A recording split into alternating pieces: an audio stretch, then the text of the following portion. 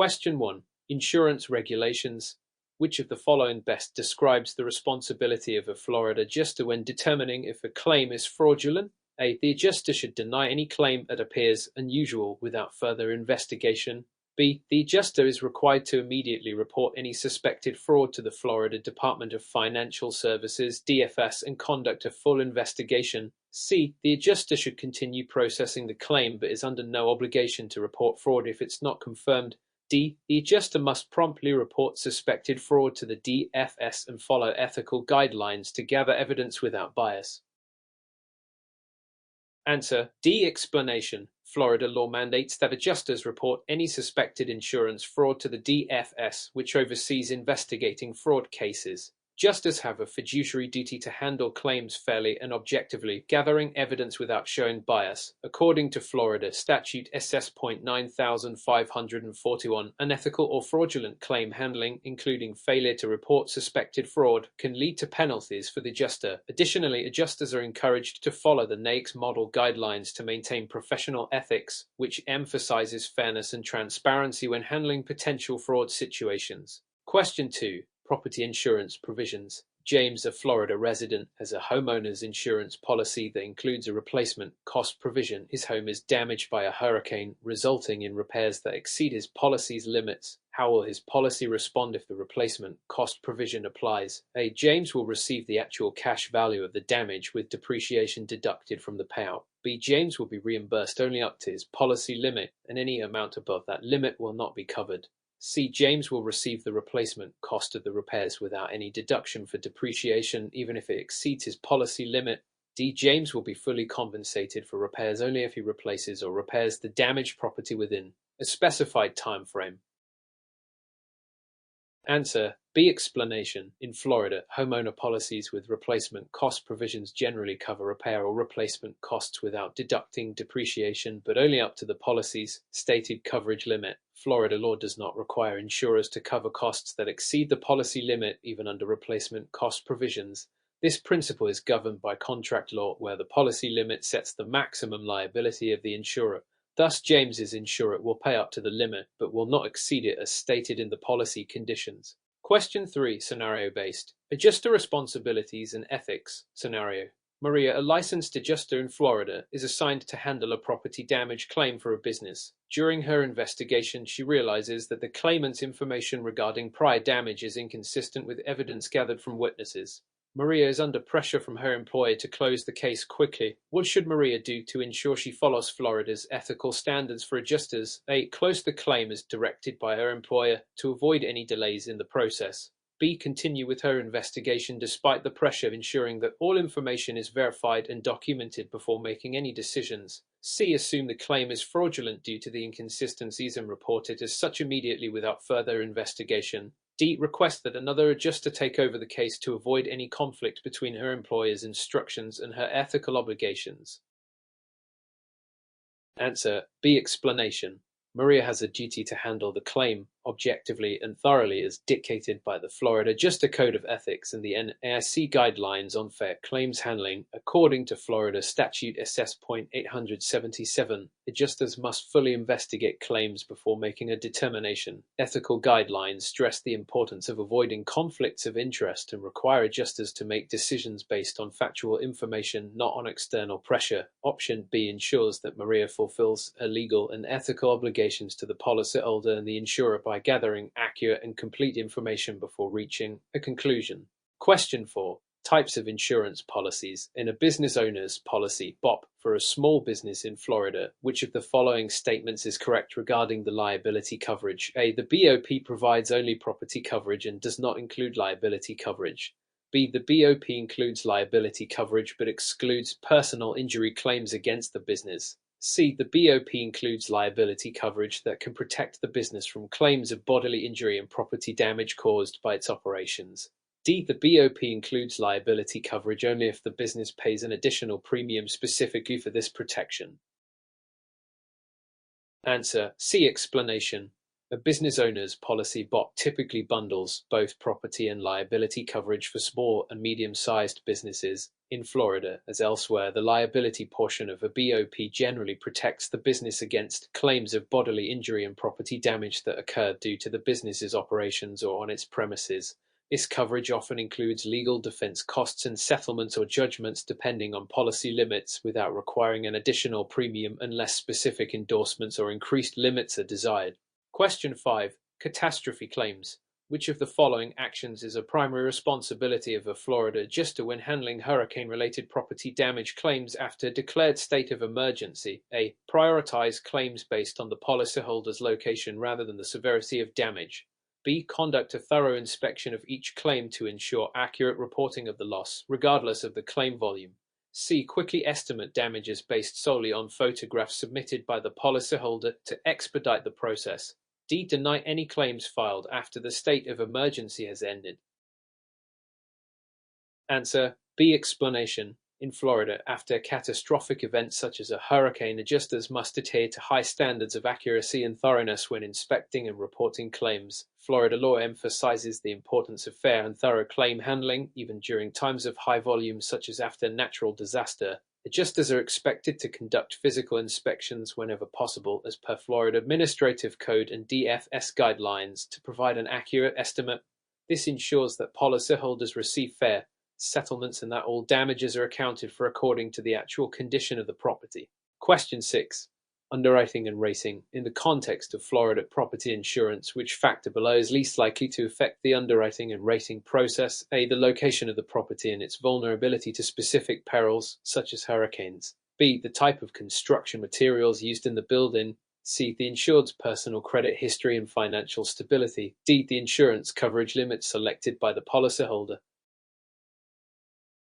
Answer C. Explanation. Florida law restricts the use of certain personal information such as an individual's credit history in the underwriting and rating process for property insurance. The primary factors affecting underwriting include the property's location, the types of perils it's exposed to, G. Hurricane zones, construction materials, and the amount of coverage selected.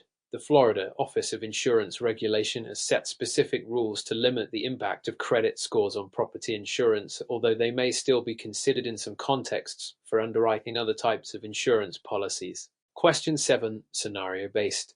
Adjusting losses. Scenario. Robert is a licensed Florida adjuster handling a claim for a homeowner whose property was damaged by fire. The homeowner's policy provides replacement cost coverage. During his inspection, Robert finds some items that were already significantly worn prior to the fire. How should Robert apply the replacement cost provision in this case? A. Provide the homeowner with the replacement cost value for all damaged items, regardless of their prior condition. B. Pay the homeowner the actual cash value, a CV, for the damaged items, reflecting depreciation due to prior wear, even though replacement cost is covered. C. Offer replacement cost value for all items only if the homeowner can provide receipts proving original purchase prices. D. Offer replacement cost for items that are replaced or repaired while considering actual cash value for any items not repaired. Answer D. Explanation. Under replacement cost provision, Florida law generally requires that insurers cover the cost of replacement without factoring in depreciation, but only for items that are actually repaired or replaced. Adjusters must ensure the payout aligns with the policy conditions, which typically specify that replacement cost value applies when items are replaced or repaired. Otherwise, the policy may only pay the actual cash value of the items if no repair or replacement occurs, adhering to standard insurance practices on replacement cost provisions in Florida. Question 8. Risk management and loss control. Which of the following is an example of risk avoidance as applied by a business with a Florida commercial property insurance policy? A. Installing a fire suppression system to reduce potential fire losses. B. Moving the business to location outside of a high-risk flood zone to eliminate flood exposure. C. Purchasing additional flood insurance to cover potential flood damage. D. Implementing regular safety inspections to minimize accident risk. Answer B. Explanation. Risk avoidance involves taking steps to completely remove the possibility of a particular risk occurring rather than merely reducing its impact. By relocating the business outside of a high-risk flood zone, the business avoids flood exposure altogether.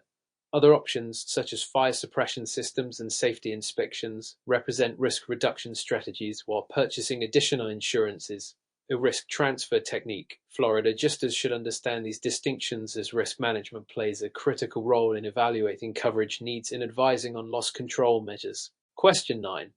Automobile insurance. Under Florida's no-fault insurance system, what type of coverage is required to provide benefits regardless of fault in an automobile accident? A. Bodily injury liability. Bill. B. Uninsured motorist coverage. C. Property damage liability (PDL). D. Personal injury protection (PIP). Answer: D. Explanation. Florida's no-fault insurance law requires drivers to carry personal injury protection (PIP) coverage, which provides benefits for medical expenses and lost wages regardless of fault in an accident. The intent of PIP is to ensure that minor injury claims are covered without the need for litigation. Bodily injury liability (BIL) and property damage liability (PDL) coverages, on the other hand, apply to damages for which the insured is at fault. An uninsured motorist coverage protects against damages caused by an uninsured driver but is not mandated under Florida's no-fault system. Question 10. Workers' compensation. In Florida's workers' compensation system, which of the following benefits is not typically covered? A. Medical expenses related to the work injury. B. Partial wage replacement for missed work days due to the injury.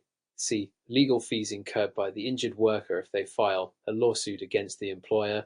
D. Vocational rehabilitation services if the injured worker cannot return to their previous position. Answer: C. Explanation. Florida's workers' compensation laws cover medical expenses, wage replacement, and vocational rehabilitation for injured employees. However, they do not generally cover legal fees if an employee decides to sue their employer, as Florida's workers' compensation system is designed to be a no-fault system. In most cases, employees cannot sue employers for workplace injuries unless specific exceptions apply, such as instances of intentional harm. This system is intended to streamline compensation and reduce litigation costs, providing employees with timely benefits while limiting legal disputes. Question 11. Dwelling insurance. Which of the following is true about a D3 policy in Florida for rental properties? A. It provides coverage for all perils to the structure and contents of the rental property. B. It provides open peril coverage for the dwelling and named peril coverage for personal property. C. It only covers fire and theft damages to the dwelling. D. It includes personal liability coverage for tenants of the rental property. Answer: B. Explanation. A D3 policy, dwelling property 3, typically provides open peril coverage for the dwelling, meaning all perils are covered unless specifically excluded, and named peril coverage for personal property. It is designed for rental properties, and personal liability coverage for tenants is not typically included but can be added with an endorsement. Question 12.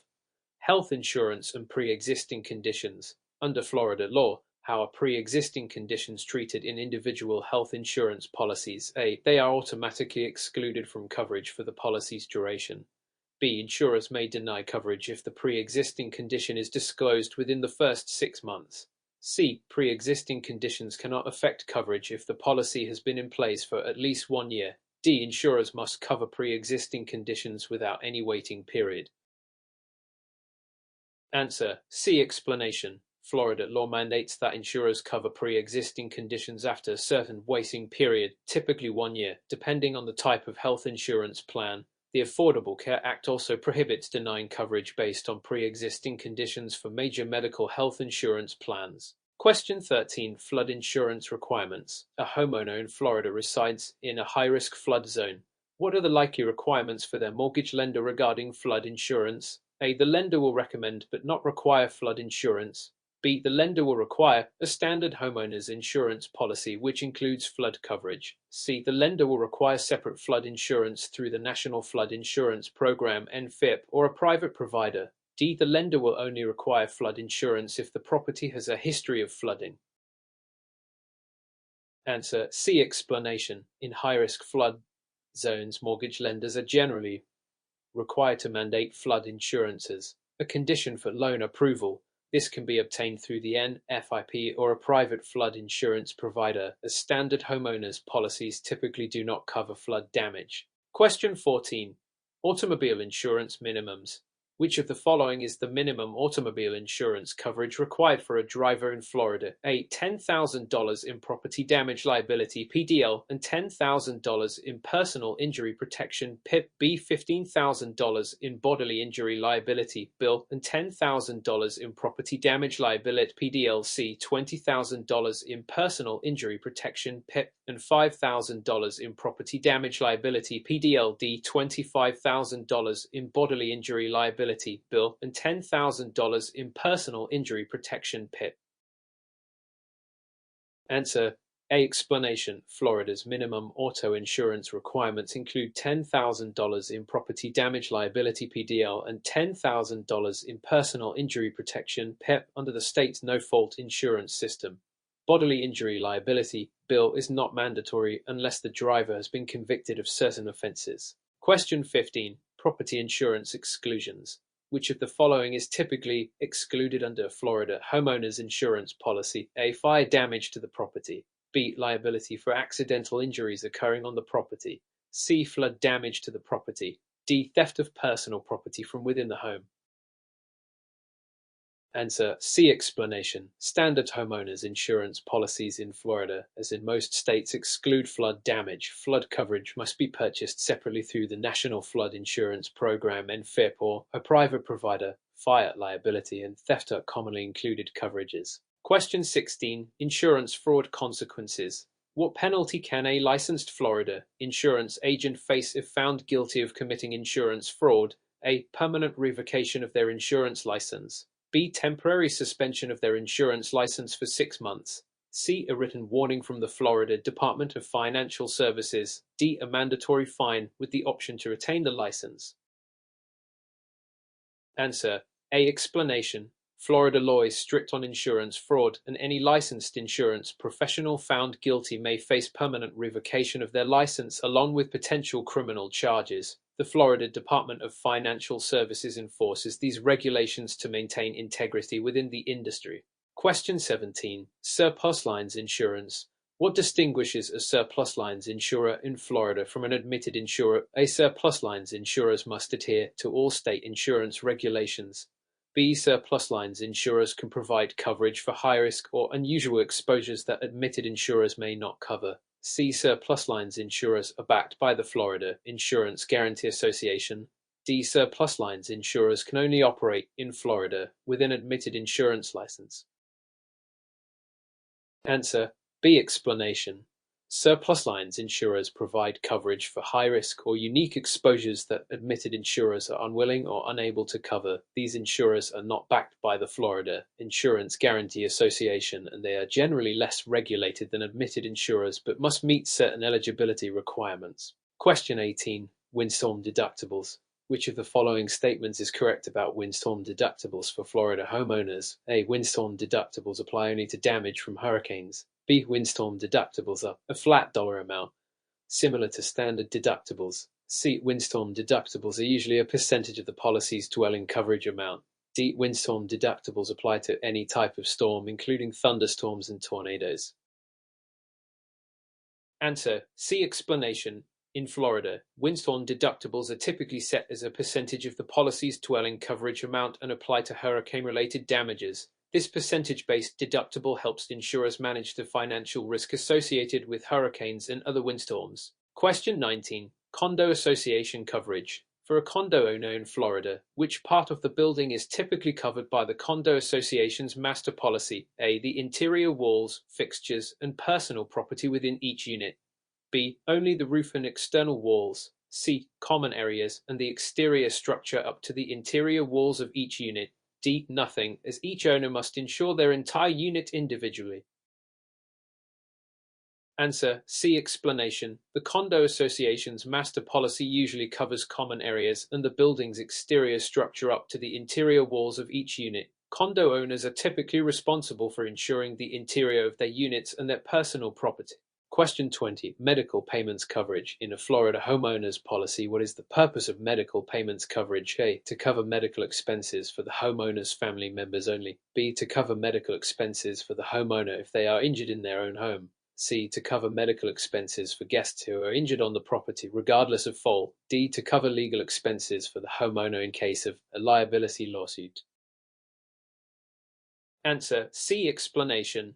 Medical payments coverage in a homeowner's policy is designed to pay for medical expenses incurred by guests injured on the property, regardless of fault. It's a no-fault coverage intended to provide quick payments for minor injuries and reduce the likelihood of lawsuits. Question 21. Workers' compensation exemptions. In Florida, which of the following types of workers may be exempt from workers' compensation requirements? A. Employees working in high-risk industries. B. Business owners with no employees. C. All agricultural workers. D. Part-time employees only. Answer B. Explanation. In Florida, business owners without employees may be exempt from workers' compensation requirements depending on their industry. However, high-risk industries like construction may have additional requirements. Agricultural workers and part-time employees may or may not require coverage based on specific conditions under state law. Question 22. Inland marine insurance. In Florida, which of the following would typically be covered by an inland marine insurance policy? A. The primary residence of the insured. B. A boat used only in fresh waters. C. Jewelry and fine art while in transit. D. Medical expenses for guests injured on the property. Answer C. Explanation. Inland marine insurance generally covers high-value items like jewelry, fine art, and other valuables while they are in transit. This type of insurance is designed for movable or specialized property that may not be adequately covered under standard homeowners policies. Question 23. Florida workers' compensation insurance. In Florida, how is workers' compensation insurance primarily funded? A. Through federal funding. B. Through employer premiums paid to private insurance companies or the Florida Workers' Compensation Joint Underwriting Association USC by employee contributions. D. By state tax revenue. Answer B. Explanation. In Florida, workers' compensation insurance is funded by employer-paid premiums to either private insurance carriers or the FWCJUA. If coverage is not available in the private market, employees do not contribute directly to this coverage. Question 24. Florida uninsured motorist coverage. What is the purpose of uninsured motorist coverage in Florida? A. To cover medical bills for passengers injured in another person's car. B. To cover damages if the insured is at fault in an accident. C. To provide coverage if the at-fault driver has no insurance. D. To cover damages to the insured's vehicle in case of theft. Answer C. Explanation. Uninsured motorist coverage provides protection if the insured is involved in an accident caused by a driver who has no insurance. This coverage helps pay for medical expenses and damages when the at-fault party lacks insurance. Question 25. Replacement cost versus actual cash value. Which of the following statements best describes actual cash value in a Florida homeowner's insurance policy? A. ACV is the cost to replace damaged property without any deductions. B. ACV is the amount required to purchase a new item adjusted for inflation. C. ACV is the replacement cost minus depreciation. D. ACV is a fixed amount agreed upon at the start of the policy. Answer C. Explanation. Actual cash value is the cost to replace an item minus depreciation for age, wear and tear. This means the payout reflects the item's current market value rather than the full replacement cost. Question 26. Florida Personal Injury Protection PIP. Under Florida's no-fault insurance law, what percentage of medical expenses is covered by personal injury protection PIP? A. 100%. B. 80%. C. 75%. D. 50%.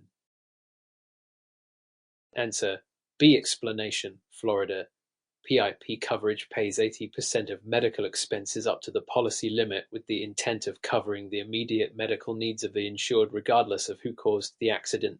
This no-fault insurance is required by state law. Question 27. Insurable interest. In Florida, which of the following best defines insurable interest? ECA property and casualty insurance policy. A. Only property owned by the insured can be insured. B. The insured must stand to suffer financial loss if the property is damaged. C. Insurable interest applies only at the time the policy is purchased. D. Insurable interest means the insured has a contract with the insurance company. Answer B. Explanation. Insurable interest means that the policyholder must have a legitimate financial stake in the insured property and would suffer a loss if the property were damaged or destroyed. This requirement ensures that insurance is used for financial protection, not profit. Question 28. Liability coverage in homeowners insurance. Which of the following would be covered under the liability portion of a Florida homeowners insurance policy? A. Damage to the insured's own home due to an earthquake. B. The insured accidentally causes damage to a friend's home. C. Theft of the insured's personal belongings. D. Injuries sustained by the insured while working from home. Answer. B. Explanation. The liability portion of a homeowner's insurance policy covers damages or injuries caused by the insured to others, whether on or off their property. Damage to the insured's own property and injuries to the insured are generally not covered by liability. Question 29. Commercial General Liability (CGL) insurance. Which of the following is typically covered by a Florida Commercial General Liability (CGL) policy? A. Employee injuries that occur on the job. B. Property damage caused by a business's products or services. C. Damage to the business owner's personal property. D. Losses from financial investments of the business. Answer. B. Explanation. CGL policies cover third-party bodily injury, property damage, and other liabilities arising from a business's products, services, or operations. Employee injuries are covered by workers' compensation, not CGL, and business owners need separate property insurance for their own assets. Question 30. Condominium insurance. What type of coverage is typically included in a Florida condominium owner's individual insurance policy HO6? A. The entire building, including the common areas. B. Only the interior of the unit, including walls and fixtures. C. The condo association's property and liability. D. Only personal property within the unit. Answer. B. Explanation. A condo owner's HO6 policy typically covers the interior of the unit, including walls, fixtures, and personal property. The condo association's master policy generally covers the building's exterior and common areas.